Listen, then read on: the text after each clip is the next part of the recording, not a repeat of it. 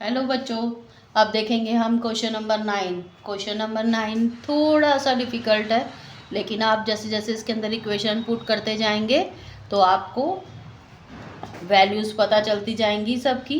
देखते हैं question number 9।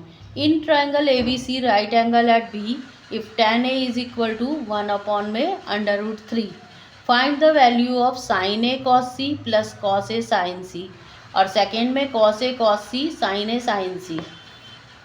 अब ये कह रहा है कि बी पे राइट एंगल बन रहा है, ऐसा ट्रायंगल बनाना है और उसने tan a की वैल्यू दे रखी है 1 में √3 और वैल्यू फाइंड आउट करनी है ये दोनों क्वेश्चन की। पहले हम क्या करेंगे, हमें क्या दिख रहा है sin a cos c sin a sin c cos a cos c sin a sin c, यानी कि साइन और cos की वैल्यू निकालनी है, लेकिन कौन से एंगल से, a और c दोनों एंगल से।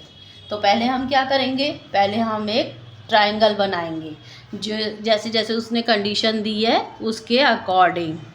क्या कंडीशन दी है उसने बोला है कि बी पे राइट एंगल है, तो बी हमने ले लिया राइट एंगल पे। ए और सी एक एंगल है, एक ए एंगल है, एक सी एंगल है। उसने हमें दिया हुआ है tan a अपॉन में 1 में √3। अंडर tan a क्या होता है, tan a होता है परपेंडिकुलर अपॉन में बेस। तो यानी कि ए एंगल के हिसाब से दे रखा है उसने, ए एंगल के हिसाब से हमारा बेस हो गया ये, है ना, और सी एंगल के हिसाब से बेस हो गया ये। तो यानी कि tan a के हिसाब से परपेंडिकुलर क्या हो गया, परपेंडिकुलर हो गया हमारा 1 और बेस क्या हो गया हमारा √3 जो हमें गिवन है। यही हमारा फार्मूला होता है, पंडित बद्री प्रसाद हर हर बोले सोना चांदी तोले। तो उसके हिसाब से हमने P/B ले लिया, ठीक है, P/B ले लिया। अब हमने लेट कर लिया उसको कि ये 1K है P और B √K है। अब हम पाइथागोरस थ्योरम का यूज़ करेंगे और H फाइंड आउट करेंगे। किस तरीके से फाइंड आउट करेंगे अब आपको पता ही है, h² is equal to P² plus B², perpendicular और बेस का स्क्वायर होता है। तो परपेंडिकुलर कितना है K² और √3K, यानी कि ये √ हट जाएगा, 3K² हो जाएगा। अब K² प्लस 3K² रह गया, तो ये दोनों आपस में प्लस हो जाएंगे, 4K² बच गया। अब जो h² है वो इधर आके √ बन जाएगा, 4K² का √ हट जाएगा, 4 का √ क्या होता है 2 और K² का K हो जाएगा। अब इसी तरीके से हमारे पास sin a की वैल्यू आ जाएगी। sin a क्या है, P/H। a पे sin a के अकॉर्डिंग परपेंडिकुलर क्या है K और हाइपोटेन्यूस है 2K, और cos a के हिसाब से cos a के हिसाब से B/H है, तो √3K अपॉन में 2K हो जाएगा, K से K कट जाएगा और वैल्यू आ जाएगी √3K। अब cos C क्या होगा हमारा, C का एंगल देखेंगे तो हमारा cos C बदल जाएगा। इधर बेस √3K था लेकिन इधर बेस 1K हो गया।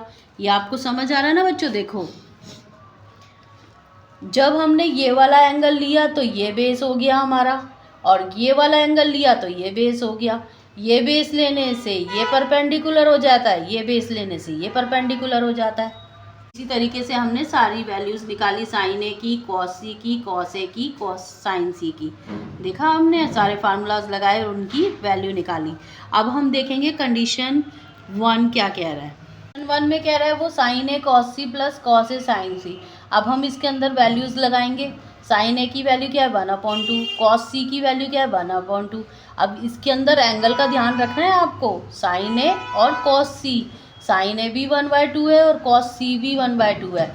इसी तरीके से cos a और sin c की भी वैल्यू सेम है। अब इसको मल्टीप्लाई करेंगे तो ये √ हट जाएगा, इसमें से ये हो गया 1/4 और ये हो गया 3/4। 3/4 इसका एलसीएम लेंगे 4 बन जाएगा, ये 1 + 3 और आंसर क्या आ जाएगा 1 आ जाएगा। इसी तरीके से सेकंड में कंडीशन क्या है, cos a cos c minus sin a sin c। इसके अंदर वैल्यूज़ रखेंगे √3/2 इंटू 1/2 माइनस 1/2 √3/2।